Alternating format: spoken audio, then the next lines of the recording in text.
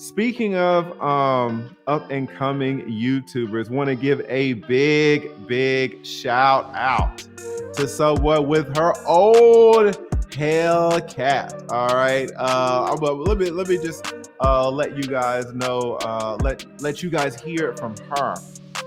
She has an excellent channel, The Security Boss. Now she already has one, but now she's starting a new one, The Security Boss Unsolicited. Let's just take a quick listen to her. Another killer content creator. I think there is a disconnect between my generation and y'all's generation. It's like what y'all viewed as a good woman, because you're the same age as my mom. I agree. And it's like these women today, and I remember what y'all were like. I know. And it's like these women today, like it's like they're anti that. They're like that makes them weak. And do you think that comes from a place of the fear of being left or rejected? I would think it has a lot to do with what they seen growing up. I would think so. Because even with me, I'm not going to tell my dad's story, but from what I hear, there's a lot of extra activity going on that went on outside of the marriage. As I got older, I mean, my dad was my hero. I mean, they're still married today. But as I got older, I did get a little angry. Just the thought of it, because I'm not gonna have people run up to me talking about you, my sister, and stuff like that. That stuff makes you Right. angry. But Yeah. I was fortunate that it didn't, for whatever reason, maybe because he kept it away, or maybe because it was never, validated or whatever. I didn't bring it into my marriage. So I'm assuming that's why. But this stuff that you're talking about, it knocks me off my. I mean, I can't believe that women are doing some of the things that they're doing. But you know what? It's also it's wrong all the way around, because Yeah. I can't I imagine agree. that a woman that is married would cheat, and I can't imagine that a woman that knows a man is married would avail herself to him either.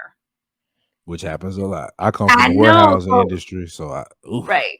So it's it's like, bad. what are we doing? So that kind of makes me believe that our morals are just take this out the window. We don't have them. Yeah, it's gone. It's gone.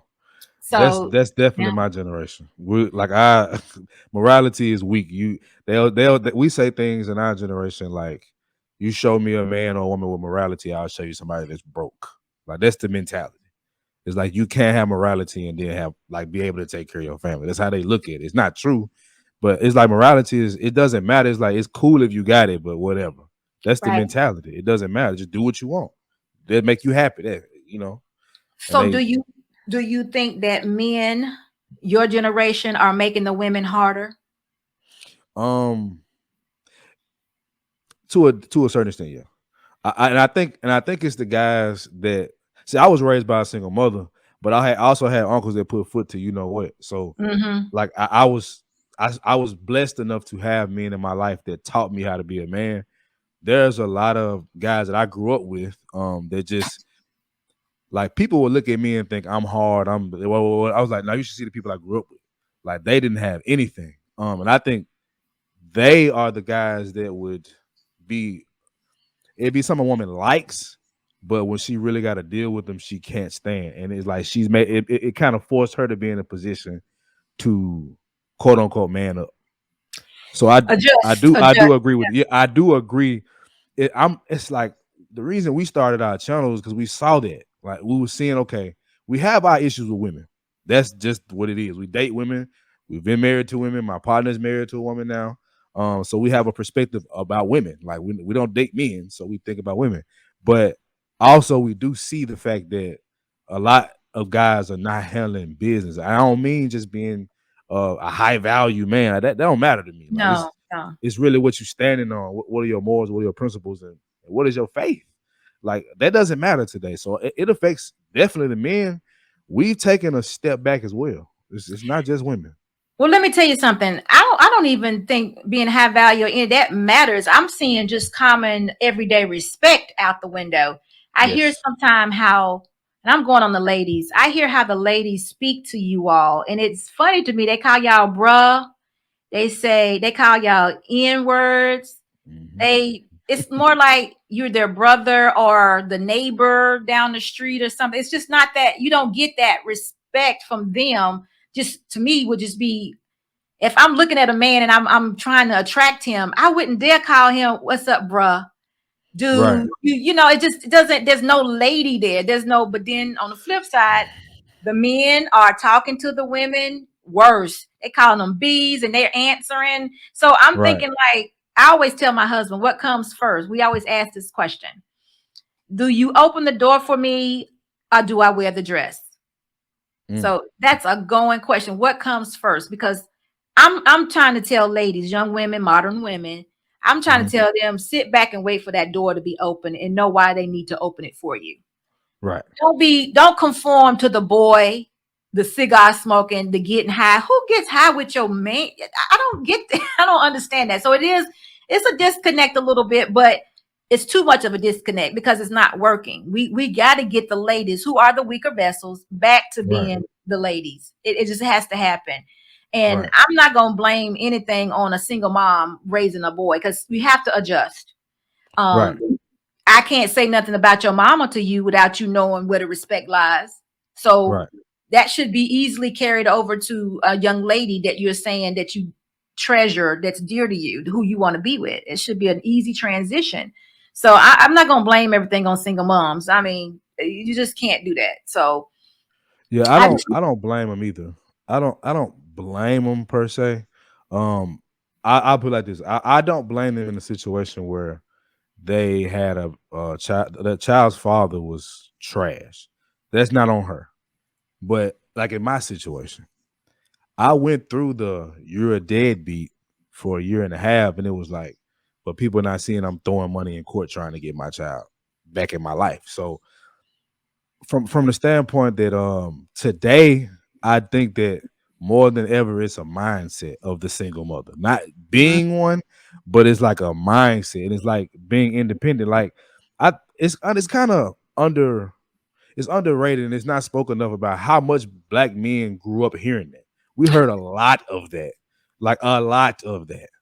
And it got to a point where I understood it because I understood that I wasn't seeing, like, most people I grew up with didn't know their daddy. Like that's what we went through. So it can't be she's not handling her business as a mother, and it can't all be that he just ran away. It's a mixture of both, but I think where you see this surge between the manosphere and the red pill community is the fact that we want to tell this side now because we haven't been able to. That's one of the reasons I joined, because it was like I need to get this message out, and I want to give brothers advice on how to combat the child support system in the paternity court. So, but I'm not gonna keep going, but I want to know, why did you get into this space? okay, so I have two spaces. One of them is security boss making the cut, which is my profession. My husband and I own a security firm, and I advocate for men. I'm around men all day, every day. And they don't look at me as a masculine energy. Most of the time they look at me as a feminine woman, and they just tell me, you know what, I can't even tell you no. I don't challenge them. I don't challenge their energy. I challenge their mind. I challenge them to be accountable. I give hold me them. sweet auntie vibes. Yeah, that's me. Yeah. I challenge them that way. And I have people that are strangers coming to my office to get a job, but by the time we're done, I know over half. I know what happened to them their first 18 years in this world. So for some reason, they want to sit down and talk to me. And I hear stories all the time. And I think what happened is me just getting to know my husband and putting so much into it helped me, help me have that kind of compassion for men, and your struggles to do this. So I'm always advocating for a man, and it's a lot of things. And see, I'm always that standout. I'm that one that ladies don't like, because I do say things. I say things that are tough. I don't agree with a lot, of things that they do. I'm questioning them all the time. And I don't like child support. My husband flipped out when I told him I don't agree with the child support court.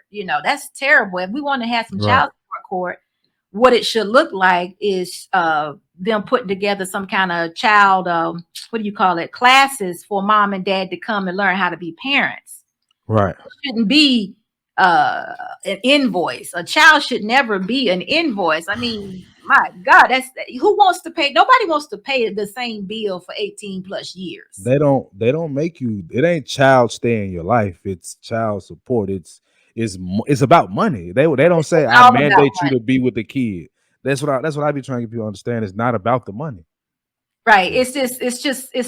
So, you know, so that's what, so bringing me to this space, the security boss making the cut was for my business. Now, what I did is I can't talk about this kind of stuff on the professional side. So I did the unsolicited. So that's why, you know, that's got me in this space. I advocate for men. I hate to see a good man be hooked up with a bad woman. It's like, oh my God. Yeah, that hurts. You know? That hurts. Yeah, it hurts me. Yeah. It hurts me because I'm like, God, I wish I could have warned them.